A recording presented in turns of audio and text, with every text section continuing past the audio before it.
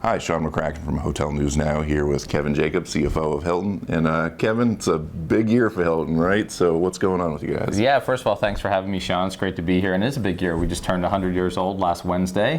We've been celebrating a bunch of the milestones we've achieved along the way, but that's a big one, and we're thrilled. Not too many companies get to be 100 years old, but we're not just turning 100, we're thriving at 100. Just recently named number one great place to work in the U.S. amongst other accolades that we've gotten along the way. So we've got a lot of momentum at Hilton. It's fun. So I'll ask you this just because I remember when you guys got to 5,000 hotels not too long ago, we made a point to ask what's the plan to get to 10,000. So since you made it to 100, what's the plan to get to 200? I think just keep doing what we've been doing, right? There's been a lot of change along the way, but we've got a lot of momentum. We're growing pretty quickly. I think hopefully we'll get to 10,000 hotels before we get to 200 years old. I would hope so. And I don't know if a lot of us are going to be around for the 200th anniversary, but hopefully we can continue to be thriving at 200 just like we are at 100. So what are the big exciting opportunities for Hilton on the horizon right now?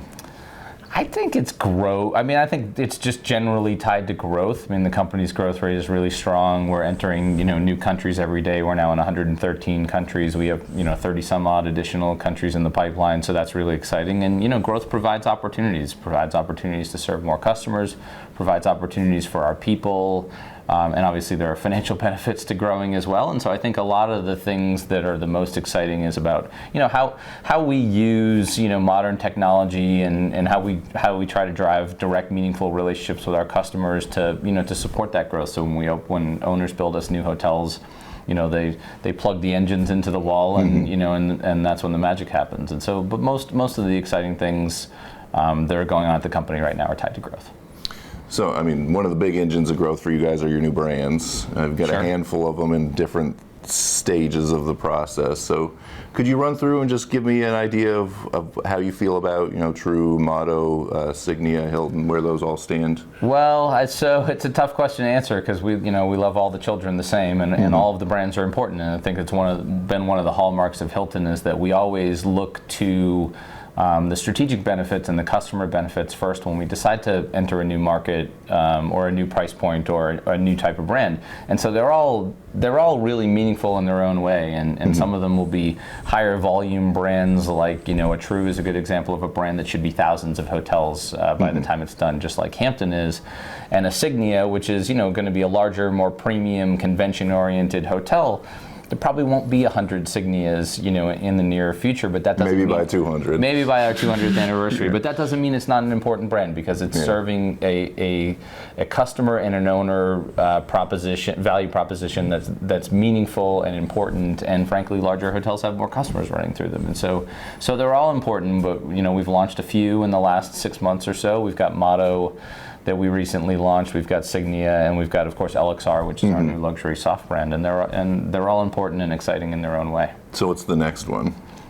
We don't have a next one yet to announce, but we've always got some ideas that we're kicking around, and so nothing that we're ready to name yet, but we're working on a couple. So how do you guys feel about the industry in general? I know there's a lot of talk about at all these shows about where we're at in the cycle, how much runway we have left.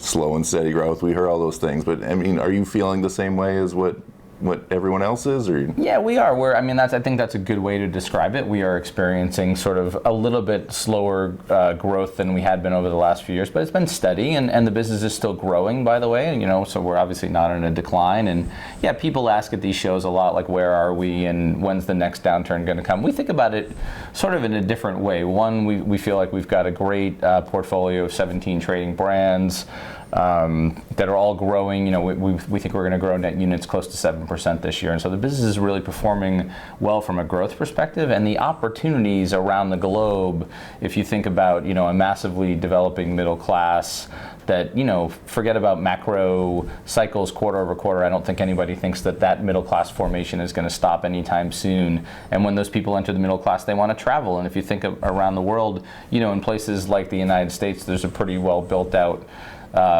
set of branded hotel experiences, but there's a lot of parts of the world where there aren't. And so our ability to bring our quality distinctive branded experiences to customers around the world as they sort of grow into the traveling stage of their lives. The opportunities are limitless. So we really do think we're in a golden age of travel, and we don't think that's going to really stop anytime soon. And from a macro perspective, in the short term, quarter over quarter, you'll have quarters that are stronger than others, and we are getting sort of deeper into an economic cycle. I think that's sort of hard to argue with, but we're excited about the opportunities for our company, sort of absent any short-term performance issues, and we're taking share, and so we're growing our market share. Our job is to really generate premium returns, great customer experiences, of course, but those need to generate premium returns for owners, and so our job is to take what the market gives us and do better, and sort of generate alpha, if you will, and so that's what we're focused on all the time. So what's your feeling about the balance of 2019? We're halfway through the year. How's the second half going to shape up for you?